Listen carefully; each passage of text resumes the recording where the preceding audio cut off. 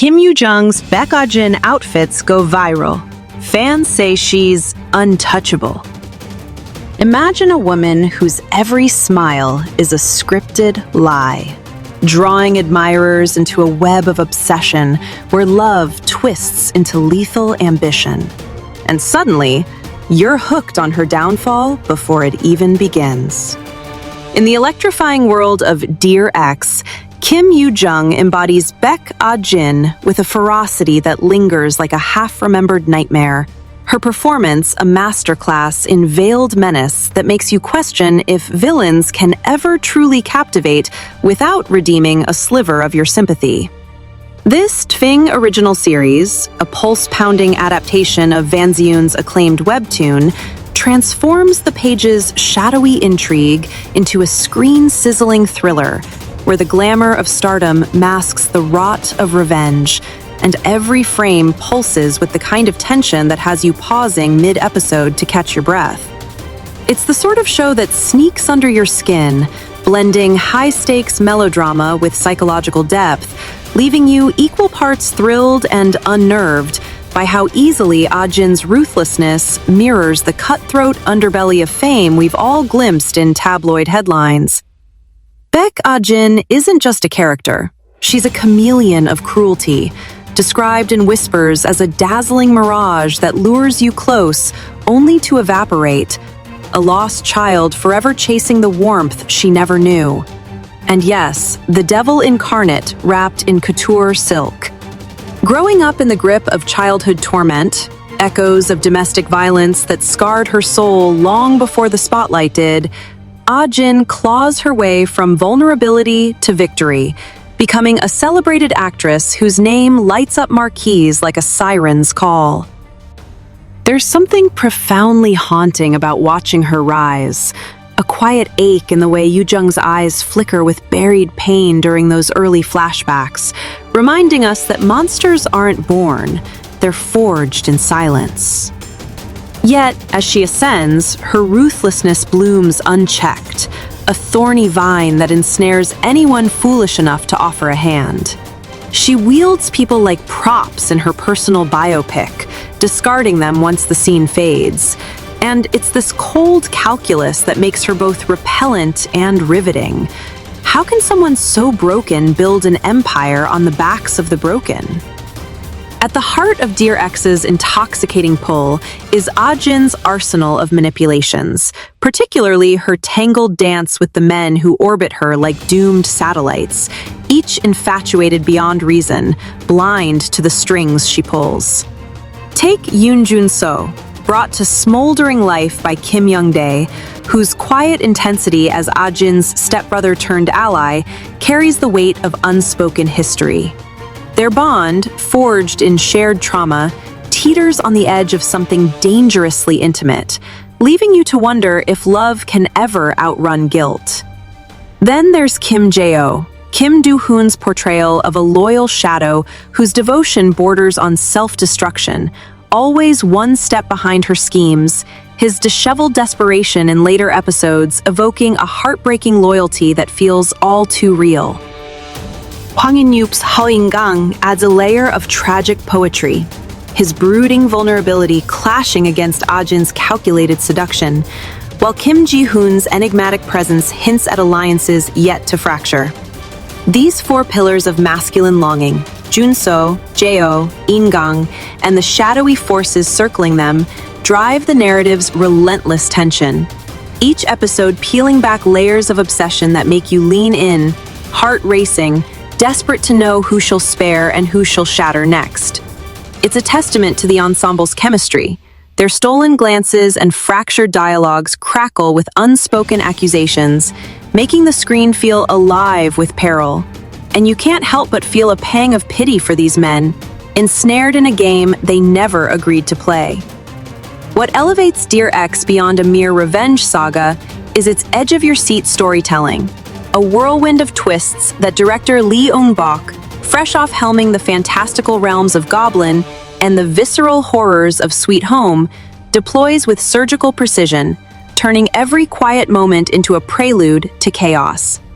Streaming now on HBO Max, Where its episodes drop like whispered secrets, the series devours your evenings, each installment a meticulously crafted descent into moral ambiguity that leaves you scrolling fan theories late into the night. The visual splendor is no afterthought. It's a character in itself, with cinematography that bathes Seoul's glittering nightlife in neon shadows, mirroring Ah-jin's dual existence. And oh, the wardrobe! Baek Ah-jin's fashion evolution is a symphony of subversion, shifting from the fragile florals of her tormented youth to the armored opulence of her reign, each piece a deliberate echo of her psyche. Yoo jung, drawing from her own storied career that began at age 4 in heart-tugging child roles like Dong-yi, and blossomed into the spirited swordswoman of Moonlight Drawn by Clouds, inhabits these looks with an effortless poise that amplifies Ah-jin's predatory grace. Early on, her outfits whisper vulnerability. Soft, ethereal dresses in pale pastels that cling like forgotten dreams, evoking the lost child beneath the facade. But as fame fortifies her, the transformation is stark. Structured silhouettes from Balmain's fall collection, with their sharp shoulders and corseted waists, armor her against the world, symbolizing a confidence that's as unyielding as it is untrustworthy. It's mesmerizing, this visual storytelling. You feel the weight of those fabrics, the way a weekend Max Mara shirting set, crisp white button-downs tucked into tailored trousers, projects casual authority, chic yet commanding, like she's directing traffic in a boardroom disguised as a cafe. Delve deeper into her closet, and it's a gallery of calculated glamour that reflects her darkening soul. For red carpet conquests, voluminous gowns cascade like spilled ink, their dramatic trains sweeping the floor in hues of midnight blue and crimson, demanding every eye in the room while concealing the daggers she wields behind closed doors. One standout is the Miss G collection dress from episode 4, a sleek sheath in emerald silk that hugs her form like a second skin, its asymmetric neckline a sly nod to imbalance, much like the lives she upends. Pair that with the weekend Max Mara vest and shirt combo in episode 6, a monochromatic power play of ivory linen that screams it-girl nonchalance, yet the subtle pleats hint at the folds of deceit she hides. Ah-jin's casual armor shines in her beaster sweater layered over a Bulgari top-handle bag, slung across her shoulder with etro knee-high boots that click like ticking clocks on marble floors, each step a reminder of time running out for her prey. She tempers this edge with Fendi sunglasses perched atop her head, their oversized frames shielding eyes that read minds like open scripts, and Fred jewelry, delicate chains of gold and diamonds, that dangles like innocent lures. A particularly iconic moment unfolds in the Balmain mini dress, its leather panels gleaming under gallery lights, topped with a wide-brimmed brown hat that casts enigmatic shadows over her face, turning a simple interview into a veiled threat. Etro blouses, with their bohemian prints softened by structured collars, pair seamlessly with those signature boots, blending free-spirited allure with grounded menace. While the bridal Kong ensemble, ivory lace evoking wedding vows she'll never honor, sparkles with Bulgari's serpentine jewelry, a bridal-inspired tableau that's equal parts romantic and ruinous. These choices aren't mere styling. They're extensions of her psychopathic traits, the femme fatale emerging in spiked heels that echo her verbal barbs, the celebrity it-girl in oversized blazers that swallow her frame yet amplify her presence. Watching Yoo jung navigate this wardrobe feels like witnessing a metamorphosis in real time. Her movements fluid yet fierce, stirring a reluctant admiration for how fashion becomes her fiercest ally in the war for supremacy. Yet, for all her armored elegance, Ah-jin's allure persists, a magnetic force that fascinates even as it repulses, drawing viewers into her orbit despite the mounting evidence of her malevolence. It's a delicate tightrope Yoo jung walks, her portrayal earning raves as a glamorous comeback after roles that showcased her range from the bubbly romance of Backstreet Rookie to the poignant coming-of-age ache of 20th Century Girl, where she bared a vulnerability that now twists into something sharper here. In Dear Ex, she steals scenes, not with bombast, but with subtle tremors, a fleeting softness in her gaze when confronting old ghosts, a calculated tilt of the head that disarms before it destroys, leaving audiences torn between rooting for her empire and dreading its collapse. This duality fuels the show's addictive core, where revenge simmers alongside obsession, ambition clashes with atonement, and every alliance frays under scrutiny. The ensemble shines in tandem. Kim Young-dae's Junso broods with a poet's melancholy, his quiet unraveling a slow burn that tugs at your heartstrings, while Kim Do-hoon's Jae injects raw, unfiltered loyalty that borders on tragic heroism, his every glance laced with unspoken pleas. As the plot thickens into episodes 7 and 8, released just last week to a frenzy of online dissection, Ah-jin's carefully constructed facade begins to splinter under the weight of her own machinations, a fall from grace that's as swift as it is spectacular. Her deliberate entanglement with Hyo In-gang, played with heartbreaking fragility by Hwang In-yeop, was a masterstroke at first, approaching him with feigned empathy, exploiting his grief over his absent grandmother to weave herself into his life like a confidant turned lover. But the threads unravel when their fabricated romance leaks, not through tenderness, but through Ah-jin's orchestrated bribes to insiders, turning public adoration into a scandalous blaze. In-gang, already adrift in the void left by his family's fractures and a painful breakup, clings to her like a lifeline, only for her manipulations to culminate in a tragic accident that claims his grandmother's life. Whether by Ah-jin's hand or cruel fate, remains a haunting ambiguity. The ambiguity that sends chills racing down your spine. The old woman's warmth toward Ah-jin, treating her like the granddaughter she longed for, offered a rare flicker of genuine connection. A maternal glow that briefly thawed Ah-jin's icy core, making the loss feel like a theft of something sacred.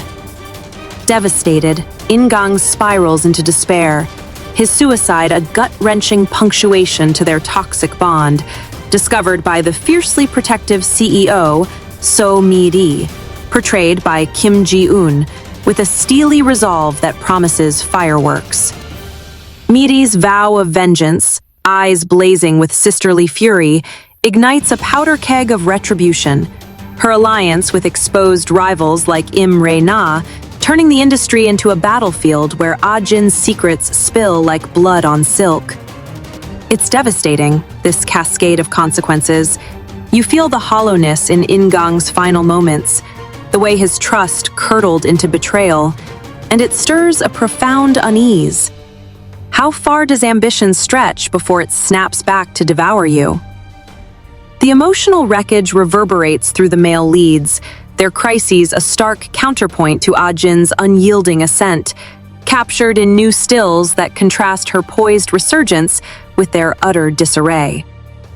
Yoon Jin-seo and Kim Jae-oh appear wrecked, slumped on rain-slicked asphalt in dust-caked clothes, their faces etched with the exhaustion of men who've given everything to a ghost. Jae-oh, previously cornered by a shadowy syndicate gunning for Ah-jin, perhaps tied to her buried past, bears the bruises of blind allegiance, his movements heavy with unspoken questions. At episode 8's cliffhanger, Moon Do-hyuk, Hong Jong-hyun's brooding newcomer, a figure of dangerous fixation, lurks in the periphery, receiving dossiers on Jae-oh's every twitch, fueling whispers that he's the puppet master behind the escalating threats to Jun-seo and Jae-oh alike.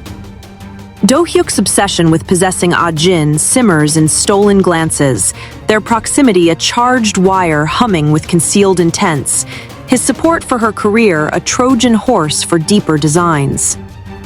It's this influx of peril that heightens the thrill, The way Do-hyuk's entrance shifts the power dynamics, his subtle smirks evoking a predator sizing up kin, and you can't shake the electric anticipation of their collision. Will he be her undoing or her dark mirror? With episodes 9 and 10 dropping today, November 27th, the stakes skyrocket as Ah-jin squares off against the vengeful So-mi-ri, refusing to yield an inch in a confrontation that's less dialogue and more declaration of war.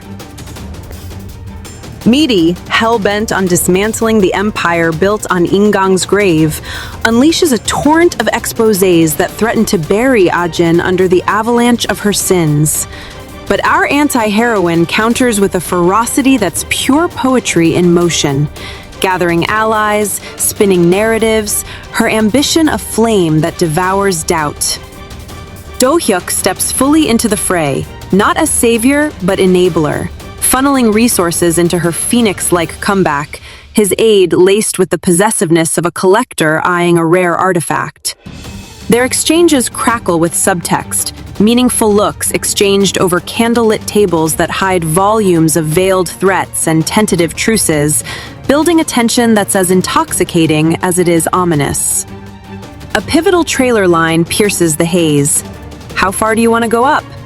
A challenge that echoes through Ah-jin's veins, promising upheavals that will redefine her trajectory, forcing her to confront not just external foes, but the hollow echo of her triumphs.